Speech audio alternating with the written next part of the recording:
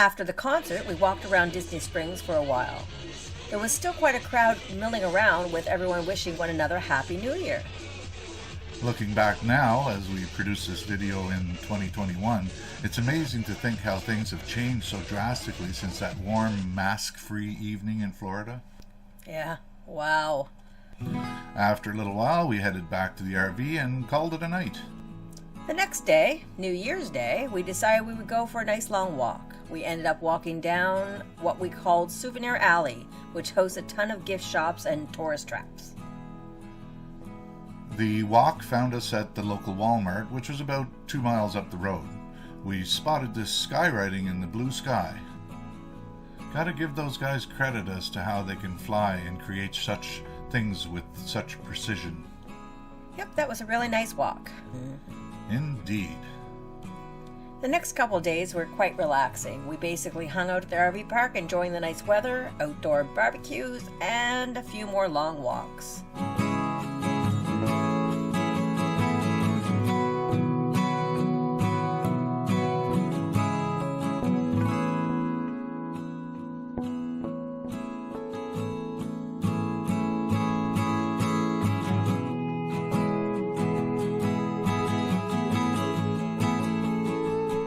January 3rd rolled around, and this was the last day at this resort. Because of the terms and conditions with the 1,000 Trails package we purchased, this meant we would have to be out of the system for the next 10 days. We planned things such that we would be more stable place over the holidays, Christmas and New Year's. Indeed. The idea now is to head to the coast and hopefully find some places where we could hunker down and boondock for the next 10 days. After packing up and getting ready to leave in the afternoon of the 3rd, Kat spotted a turtle roaming around the grass near our site.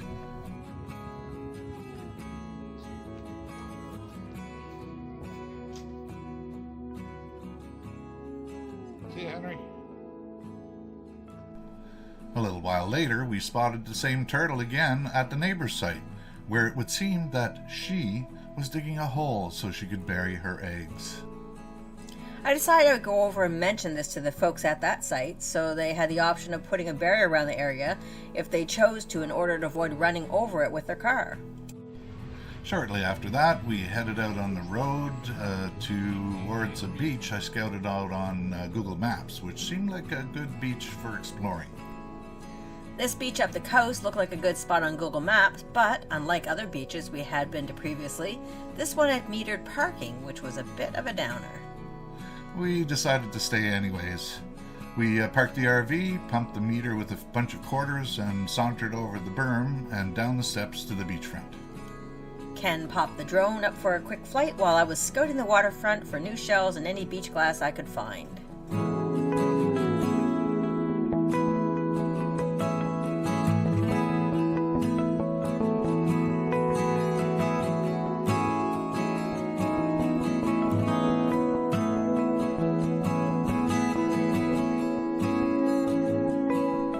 After positioning our chairs on the beach, we hung out there for a good part of the day and then found an overnight spot just down the road.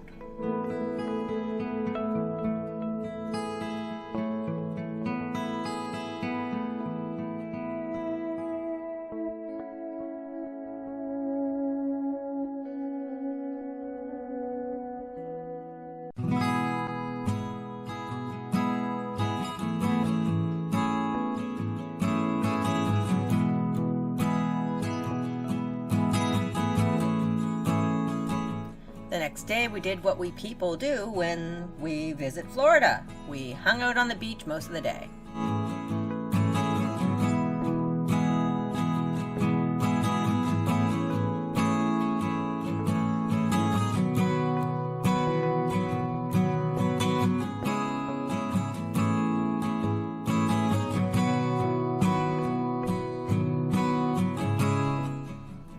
Just after lunch, there was a severe weather warning, so we packed things into the RV and sat around waiting to see if it would hit.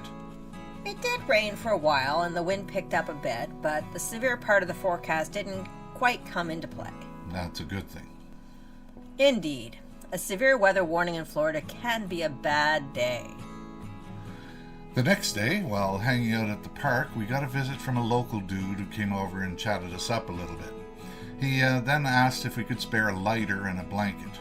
I kind of knew why he asked for the lighter, so we decided to pack up and make tracks away from this area. We gave him an old blanket, a lighter, and a couple of apples, and then headed down the road to a new beach. We found this great spot for the overnight, which was only a few feet from the ocean front.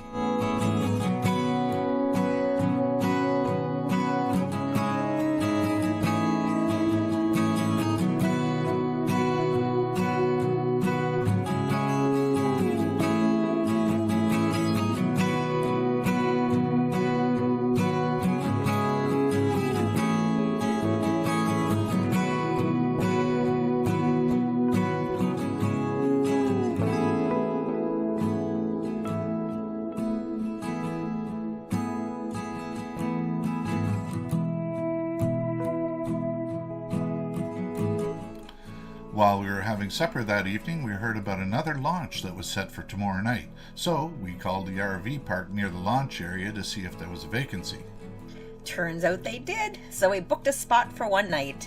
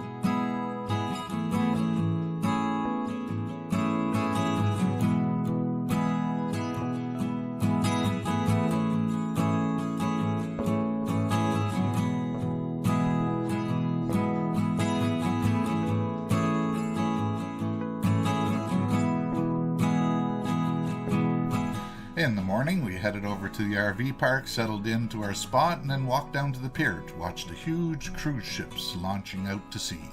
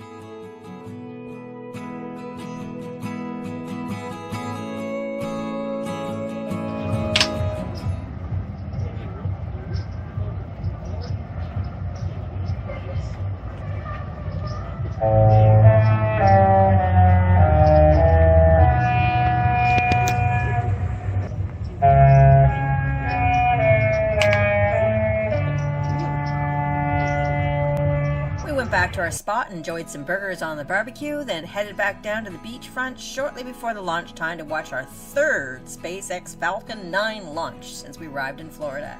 Woohoo! That was gonna be 5-mile-per-hour wind in Daytona Beach. New Smyrna Beach, a 6-mile-per-hour wind.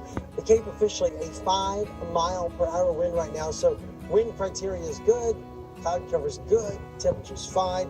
I think for the Falcon 9 rocket launch starting at 9:19.